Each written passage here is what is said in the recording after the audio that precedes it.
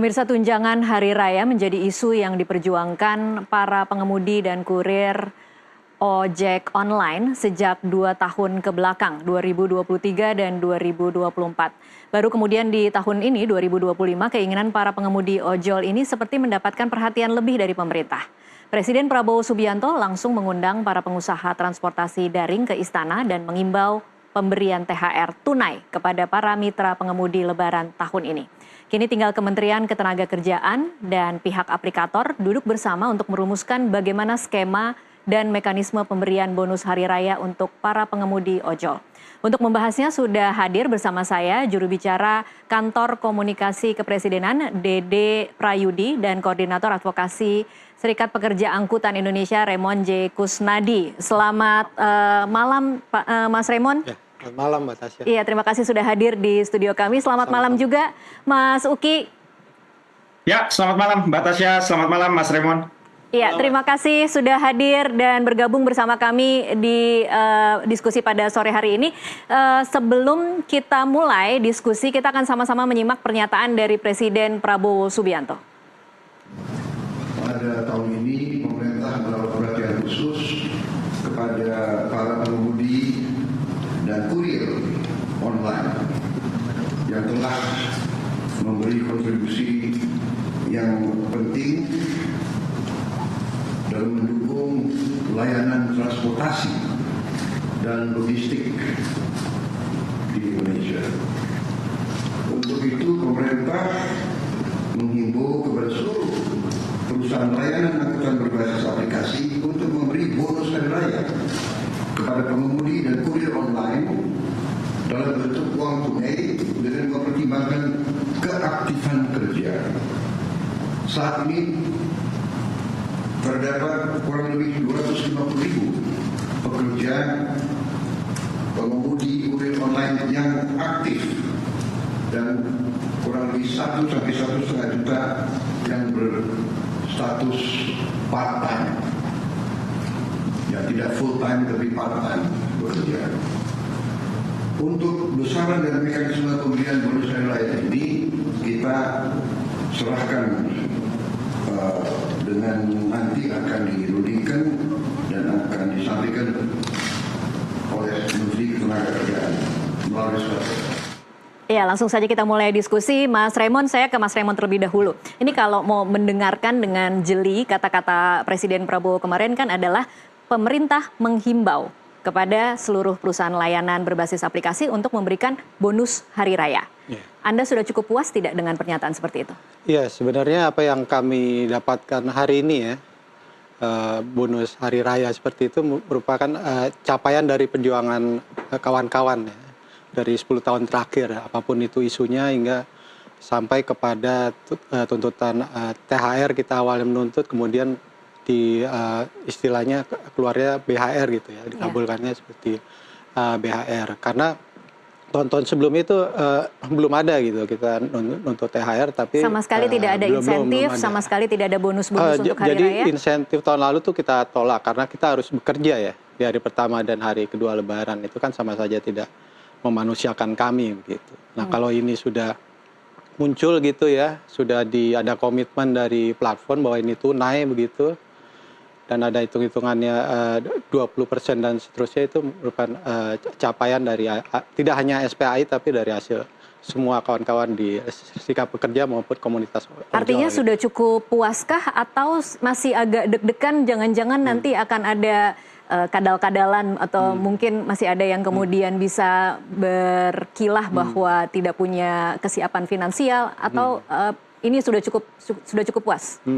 Ya, untuk hari ini kita dapatkan informasi sudah ada komitmen awal gitu ya, untuk membayar secara tunai. Tapi meskipun demikian kita tetap akan kawal terus komitmen baik dari pihak platform maupun dari pihak Kementerian Ketenagakerjaan sendiri. Tadi duduk bareng dengan Kemenaker ya? Iya. Hari ini?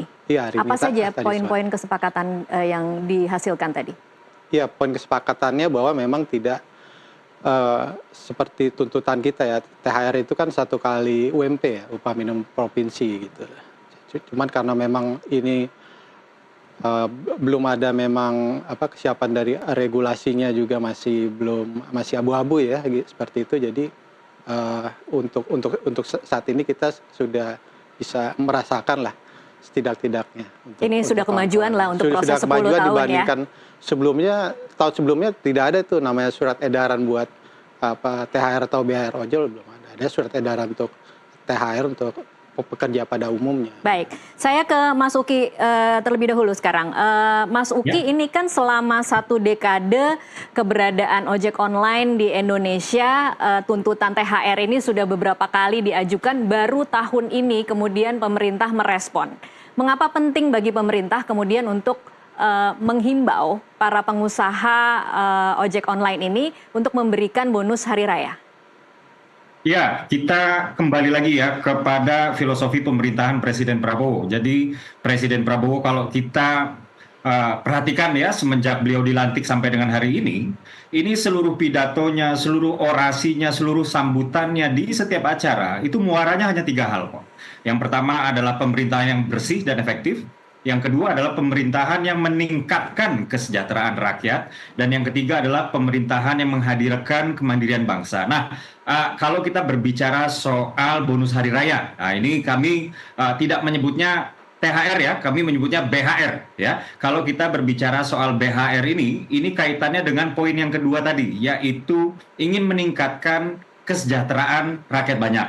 Dan dalam hal ini ingin menghadirkan keadilan sosial bagi para driver atau mitra ya, ojek online yang sudah berjuang selama 10 tahun. Jadi pertama-tama ini yang kedua berarti ya, kedua-dua saya ingin mengucapkan selamat ya kepada seluruh pengemudi ojek online yang pada akhirnya ya kawan-kawan akan menikmati bonus hari raya. Jadi ini kaitannya dengan yang kedua tadi karena Presiden ingin menghadirkan keadilan sosial, ingin meningkatkan kesejahteraan. Nah, tapi di luar konteks itu semua, memang ada hal strategis yang Presiden juga lihat gitu. Jadi Presiden menyadari betul ya bahwa di bulan Ramadan dan Idul Fitri ya mobilitas masyarakat itu kan sangat tinggi. Baik. Jadi diharapkan konsumsi juga akan meningkat. Jadi dalam 11 hari terakhir di bulan Ramadan ini ya. Diharapkan itu aktivitas ekonomi itu meningkat, kurang lebih seperti itu.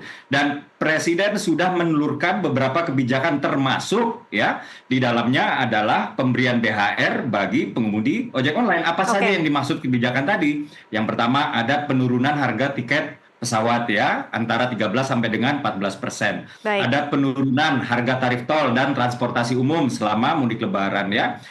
Pemberian THR ini sudah kebijakan lama ya yang akan diulang lagi di tahun ini. Jadi ada juga ya bonus hari raya bagi pengemudi online yang tadi saya sudah sebutkan dan lain-lain. Dan ada beberapa kebijakan-kebijakan lain yang memang tujuannya adalah sangat strategis untuk meningkatkan perputaran uang di dalam negeri. Kurang lebih demikian, Mbak Tasya. Baik, Mas Uki, ini sifatnya hanya imbauankah atau akan ada semacam aturan tertulisnya? Karena kalau hanya berupa surat edaran, saya agak kurang yakin bahwa semua akan mematuhi dan benar-benar memberikan bonus hari raya ini. Ya, Presiden Prabowo adalah a man of his words ya, artinya beliau memegang betul kata-katanya. Dan kalau kita berbicara secara legal formal ya, hal seperti ini memang tatarannya itu adalah keputusan menteri, kurang lebih seperti itu ya. Karena ini juga cukup teknis, artinya ini kan antara swasta dengan mitranya, yang dimana di sini kementerian terkaitnya di situ adalah Kementerian Ketenagakerjaan. Jadi Presiden dalam hal ini ya secara publik memang melakukan himbauan ya kepada aplikator, tapi kemudian Presiden sudah menginstruksikan ya kepada Kemenaker ya untuk kemudian merumuskan lagi teknikalitas dan operasionalisasi dari yang kita sebut himbauan tadi itu. Kurang lebih seperti itu. Karena hal seperti ini kan nggak mungkin masuknya atau jatuhnya itu di level Perpres. Hal seperti ini kan nggak mungkin jatuhnya itu di level Inpres dan lain-lain. Jadi secara legal formal ini memang jatuhnya itu di level keputusan menteri. Kurang lebih seperti itu ya. Dan Presiden sudah menginstruksikan menterinya untuk merampungkan ya supaya drivernya senang ya. Kemudian aplikator ini ya bisa dibilang bagi-bagilah ke driver. Kurang lebih seperti itu, Mbak Tasya. Mas Uki, apa tanggapan Anda terhadap komentar bahwa ini kan hubungannya mitra ya, kemudian secara aturan memang mereka tidak bisa dipaksa untuk memberikan semacam bonus. Jadi kemudian besarannya, mekanismenya akan sangat cair tergantung dengan aplikator masing-masing. Di satu sisi pemerintah tidak bisa memaksa, di sisi lain memang secara aturan tidak ada yang memaksa para pengusaha ini untuk memberikan. Tapi pemerintah menghimbau. Bagaimana kemudian mekanisme pengawasan dari pemerintah untuk memastikan imbauannya benar-benar dikerjakan?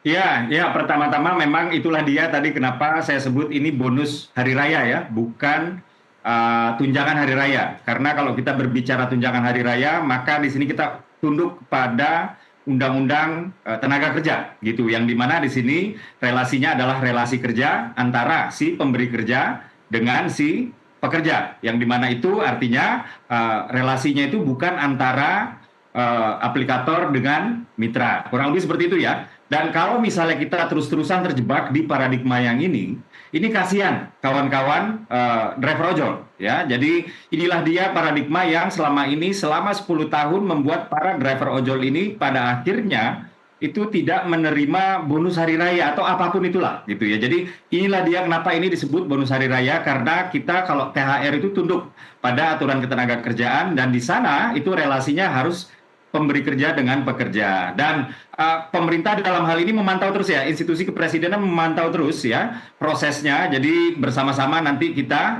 bersama dengan serikat driver ojek online yang jumlahnya banyak sekali kami tahu ya. Dan kita memantau terus. Kami tahu betul bahwa saat ini ada 250.000 ya mitra ojek online yang bekerja full time. Wah, ini luar biasa, ini mereka ini para pahlawan ya, para pahlawan terutama mereka yang kelas menengah yang membutuhkan transportasi secara cepat, aman dan nyaman. Baik. Lalu ada sekitar ya antara 1 juta sampai 1.500.000 ya para driver ojek online yang bekerja part time, kurang lebih seperti itu ya. Jadi ini bukan hanya soal perputaran uangnya itu sendiri, tapi ini juga soal berapa banyak keluarga yang bergantung dari mereka ini. Kurang lebih demikian, Pak. Jadi kami tetap awasi terus prosesnya. Ini sudah merupakan instruksi Presiden kepada Kementerian Tenaga Kerja, dan Kementerian Tenaga Kerja sekarang kami harapkan sesegera mungkin berunding untuk segera merampungkan angka yang disepakati dengan aplikator. Demikian, Mbak Tasya. Baik, saya ke Mas Raymond lagi. Mas Raymond, ini kan per hari ini sebenarnya mekanisme pembagiannya seperti apa, besarannya, nominalnya seperti apa, dan kemudian akan diawasinya seperti apa, kita masih belum tahu. Kalau dari Mas sendiri harapannya seperti apa nanti? Angkanya berapa ya, yang diharapkan? Harapannya pertama dalam pengawasan kita sudah sampaikan untuk kita bisa terlibat di dalamnya. Kemudian dari pihak Kemenaker sudah berkomitmen, jadi di satu ruangan pengaduan tadi yang juga baru diresmikan itu sudah dialokasikan untuk satu meja lah istilahnya. Untuk Dalam SPAI. pengawalan BHR ojol ini untuk semua bisa mengaksesnya ke sana. Kalau untuk gambaran besarannya itu memang belum bisa kita ini sekarang ya, karena kan tergantung pendapatan masing-masing pengemudi. Cuman rumusannya itu 20% dari bulanan. 20% dari pendapatan bulanan. Artinya bulanan dalam 12 bulan terakhir seperti itu. Dalam 12 bulan terakhir. Akhirnya masing-masing pengemudi ojol akan berbeda-beda ya, berbeda-beda. jumlah bonusnya begitu. Betul. Kemudian ada perdebatan soal tunai dan non-tunai. Kalau soal tunai dan non-tunai yang kami dapatkan tadi itu sudah tunai semua. Jadi Akhirnya tunai. akhirnya itu sudah tunai semua. Disepakati. Iya. Dan itu tidak apa-apa. Karena sempat ada juga yang protes kalau dibagikan secara tunai, antreannya akan panjang dan kemudian akan lebih ribet bagaimana pembagiannya. Kalau secara teknis sepertinya itu langsung dikirimkan ke ini ya, ke rekening bank atau mungkin ke aplikasi seperti itu sih. Oke, baik. Kita harus break dulu sejenak. Pemirsa tetaplah bersama NTV Prime. Kami akan kembali usai jeda.